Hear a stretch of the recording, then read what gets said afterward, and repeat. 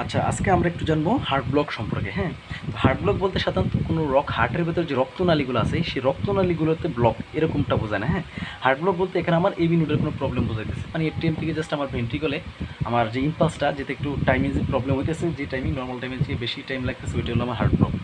তো হার্ট ব্লকে আছে কি first degree heart block, second degree heart block, third degree heart block, এগুলো আছে। তো এগুলোর মধ্যে অনেক প্রকারভেদ আছে, আমরা আস্তে আস্তে আলোচনা করব। তো ফার্স্ট ডিগ্রি হার্ট ব্লকটা কি? ফার্স্ট ডিগ্রি হার্ট ব্লকের ক্ষেত্রে নর্মালি কী থাকে, আমি একটা ইসিজির মাধ্যমে বুঝাইতেছি ক্রাইটেরিয়াগুলো। তো এটা হলো আমার কি পিআর ইন্টারভাল, যদি এটা পি কিউ ইন্টারভাল বলার কথা, যেহেতু কিউ ওয়েভ, বাট সব ইসিজি মেশিন অনেক সময় কিউ ওয়েভকে ডিটেক্ট করতে পারে না, সেজন্য আমরা পরেরটা অ্যাকাউন্ট করি। তাহলে এটা হলো আমার পিআর ইন্টারভাল। হ্যাঁ, হার্ট ব্লক যে ফার্স্ট ডিগ্রি হার্ট ব্লকের ক্ষেত্রে আমার পিআর ইন্টারভাল যেটা আছে সেটা কী হবে, এটা নর্মালের চেয়ে বড় হয়ে যাবে। হ্যাঁ, 3 থেকে 5 মিলিমিটার ছিল নর্মাল, তার থেকে বড় হয়ে যাবে। তারপরে বাকি যেই ক্রাইটেরিয়াগুলো আছে নর্মাল, তার বাকি ক্রাইটেরিয়াগুলো সবগুলো নর্মাল ইসিজির মতোই। তাহলে আমরা হার্ট ব্লকের যে ফার্স্ট ডিগ্রি হার্ট ব্লকটা, সেটা যদি আমরা বুঝতে চাই ইসিতে, জাস্ট আমাদের 2 নম্বর যে ওয়েব, 2 নম্বর যে লিডটা আছে, হ্যাঁ, রিদমিক লিড, ওই রিদমিক লিডের দিকে তাকালে হবে। বাকিগুলো জাস্ট এই একটা লিডে আমরা দেখে বুঝতে পারবো যে সেটা হলো first degree heart block. Just PR যেই ইন্টারভাল, সেই পিআর ইন্টারভালটা নর্মাল চেয়ে বেশি হবে, প্রলং থাকে। হ্যাঁ, তাহলে আমরা ফার্স্ট ডিগ্রি হার্ট ব্লক এটা বলতে পারি। আর সেকেন্ড ডিগ্রি হার্ট ব্লক কি? এই যে সেকেন্ড ডিগ্রি হার্ট ব্লকে নর্মালি কী থাকবে, আমাদের progressively lengthening of the PR segment. এই যে পিয়ার সেগমেন্টটা, হ্যাঁ, এখানে যতটুকু ছিল এরপরের পিয়ার সেগমেন্টটা তার চেয়ে একটু বড় হবে, তারপরে পিয়ার সেগমেন্টটা আরও বড় হবে, এভাবে কি প্রোগ্রেসিভলি লেন্থেনিং হবে আমার পিয়ার সেগমেন্ট। আর তারপর তাছাড়াও আরেকটা ক্রাইটেরিয়া আছে, সেখানে আমরা ড্রপ বিট পাবো। হ্যাঁ, এখন ড্রপ বিট কি? ড্রপ বিট হলো নর্মালি একটা পিওয়াইব আসবে, তারপরে কিউআরএস কমপ্লেক্স আসবে, হঠাৎ করে একটা পিওয়াইবের পর আর কিউআরএস কমপ্লেক্স আসবে না। এটা হইতে পারে প্রথম 2টা পিওয়াইব বা প্রথম 3টা নর্মাল ওয়েবের পর হতে পারে। তো এই ক্ষেত্রে আবার একটা কথা আছে যে ড্রপ বিটগুলোকে আবার 2:1, 3:1 এইভাবে ডিফাইন করে। এখন 2:1, 3:1 বলতে জিনিসটা কি? দেখো, 2:1 আর 3:1 যেটা হবে, এর মধ্যে ফার্স্ট যে অনুপাতটা সেটা হলো আমার অ্যাট্রিয়ামের অনুপাত। হ্যাঁ, নর্মাল পিওয়েভ, মানে ফার্স্টটা হবে আমার পিওয়েভকে ইন্ডিকেট করতেছে কয়টা পিওয়েভ, আর সেকেন্ড হচ্ছে আমার কিউআরএস কমপ্লেক্স, মানে ভেন্টিকলটাকে। হ্যাঁ, যেহেতু ভেন্টিকুলার ডিপোজিশনটাকে। তাহলে এখানে আমরা কীভাবে ডিফাইন করবো? ফার্স্টে দেখবো যে নর্মাল একটা ইসিজি, মানে P wave, QRS complex, T wave, এটার পরে একটা অ্যাবনর্মাল ইসিজি কখন আসে? অ্যাবনর্মাল বলতে পি ওয়েভ আসতেছে, আমার কিউআরএস কমপ্লেক্স নাই। হ্যাঁ, ওইটা থেকে আমরা কাউন্ট করবো একদম লাস্ট পর্যন্ত, যেখানে নর্মালটা ওইটা পর্যন্ত যাবো।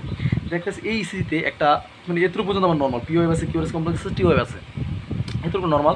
তারপর হঠাৎ করে একটা পি ওয়েভ আসছে, কিউআরএস কমপ্লেক্স নাই, তাহলে আমরা এটাকে 1 কাউন্ট করবো। হ্যাঁ, তারপর দ্বিতীয় আরেকটা পি ওয়েভ আসছে, কিউআরএস কমপ্লেক্স নাই, সেটাকে 2 কাউন্ট করবো। তারপর আরেকটা পি ওয়েভ আসছে, বাট এটার উপরে কিউআরএস কমপ্লেক্স আসছে।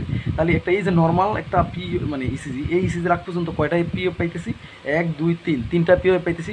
এক্ষেত্রে আমরা 3 ধরবো, আর একটা কিউআরএস কমপ্লেক্স পাইতেছি, সেজন্য 1 ধরবো। তাহলে এটা হলো 3:1। হ্যাঁ, মানে জাস্ট এটা আবার 2:1 কি, এখানে একটা থাকবে অ্যাবনর্মাল আর একটা থাকবে normal, P wave plus QRS complex. এটা আমরা পরবর্তীতে দেখতে, যে এই ইসিজিটা, এই যে এই ইসিজিটা দেখো, এই ইসিজিটার ক্ষেত্রে দেখো একটা, এই ক্ষেত্রে সেকেন্ড ডিগ্রি হার্ট ব্লক, যেটা সেকেন্ড ডিগ্রি হার্ট ব্লকের ক্ষেত্রে আমার পিয়ার যে ইন্টারভাল সেটা কনস্ট্যান্ট থাকবে, সেটা বেশি হোক আর কম হোক, এদিক থেকে কনস্ট্যান্ট, পিয়ার ইন্টারভাল সব জায়গায় কনস্ট্যান্ট থাকবে, বাট সেখানে ড্রপ বিট প্রেজেন্ট থাকবে।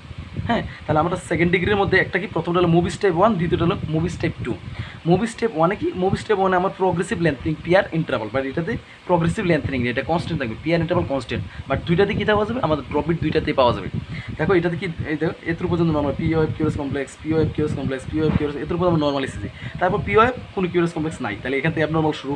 তারপর আবার আরেকটা পি ওয়েভ, তাহলে কিউআরএস কমপ্লেক্স, তাহলে একটা অ্যাবনর্মাল আর একটা নর্মাল, তাই এদিকে 2টা পি ওয়েভ আর একটা কিউআরএস কমপ্লেক্স, সেটার জন্য 1, তাহলে 2টা পি ওয়েভের জন্য 2 আর একটা কিউআরএস কমপ্লেক্সের জন্য 1, তাহলে 2:1। হ্যাঁ, আর থার্ড ডিগ্রি এবি ব্লক কি? থার্ড ডিগ্রি এবি ব্লকের ক্ষেত্রে সাধারণত কী হয়, আমার পিপিএ যে এখানে দেখো, এখানে কিন্তু পি ওয়েভ নাই, বাস্ট এই দেখো কিউআরএস কমপ্লেক্স, এটা হলো আর ওয়েভ। হ্যাঁ, ফার্স্ট পজিটিভ ডিফ্লেকশন, তারপর দেখো টি ওয়েভ। হ্যাঁ, তারপর এই যে পি ওয়েভটা, হ্যাঁ, এই যে পি ওয়েভ, তারপর কিউআরএস কমপ্লেক্স নাই, আবার পি ওয়েভ। তার এই যে দেখো পিপি ইন্টারভালটা, এই পিপি ইন্টারভাল দুটো কিন্তু সমান। তারপরে এই যে আর ওয়েভ, আর ওয়েভ, এই থেকে আর ওয়েভ, আর ওয়েভ, এই ইন্টারভালটা কিন্তু আমার সমান যাইতেছে। ঠিক আছে, তাহলে পিপি ইন্টারভাল আর পি আর ইন্টারভালটা আমার সমান থাকবে। ঠিক আছে, মানে একদম কনস্ট্যান্ট, মানে সেম থাকবে। তাহলে সমস্যা কোনটাতে আমরা আইডেন্টিফাই করবো? এখানে পি এর পরে কিউআরএস কমপ্লেক্স আসবে না, কারণ আমরা কি জানি নর্মালি, মানে পি এর সাথে আরও এবার কোনো সম্পর্ক থাকবে না। আর যে এটার সাথে অনেক সময় সেকেন্ড ডিগ্রি হার্ট ব্লকের যে ড্রপ বিট, ওইটার একটু সমস্যা হয়, মানে ডিফারেন্সিয়েট করতে একটু প্রবলেম হয়। জাস্ট আমরা মনে রাখবো এখানে কোনো ড্রপ বিট নাই। হ্যাঁ, ড্রপ বিট মানে এই ড্রপ বিটের মতো লাগবে, বাট ড্রপ বিট নাই। দেখো এখানে কিন্তু কিউআরএস কমপ্লেক্স, এই যে পিপি সমান আর সমান, এবং পি এর সাথে কোনো আর কোনো সম্পর্কই নেই, যে পি এর পর আর আসবে কি আসবে না। যেমন পি এর পর দেখো এই যে আর ওয়েভ, আর ওয়েভ কিন্তু পি নাই। হ্যাঁ, তো পি এর সাথে কোনো আর ওয়েভের সম্পর্ক নাই। আর আরেকটা টপিক আছে এখানে পালমোনারি এম্বোলিজম। পালমোনারি এম্বোলিজমের প্যাথোজেনেসিস বলবো না, জাস্ট একটু মানে সিমটমস কয়েকটা বলে একটা এখানে অবশ্যই সাইনাস টাকিকার্ডিয়া থাকবে আর টি ওয়াইভ ইনভার্সন। সাধারণত অ্যান্টিরিয়র লিডগুলোতে টি ওয়াইভ ইনভার্সন থাকে, সাধারণত আমরা V1 থেকে V4 পর্যন্ত পাই, তবে নর্মালি আমরা অ্যান্টিরিয়র V1 to V6 পর্যন্ত পাইতে পারি। হ্যাঁ, সবার আগে আমরা সাইনাস টাকিকার্ডিয়াকে বলবো। আর যদি একদম অ্যাম্বোলিজমটা অনেক বড় থাকে, হ্যাঁ অ্যাম্বোলিজমটা বড় থাকলে অবশ্যই দেখবো S1, এই সূত্রটা মনে হবে S1 Q3 T3, মানে S1 বলতে এক নম্বর যে লিড আছে সেই লিডে এস মানে এটা ডিপ এস পাবো। হ্যাঁ, ডিপ এস পাবো।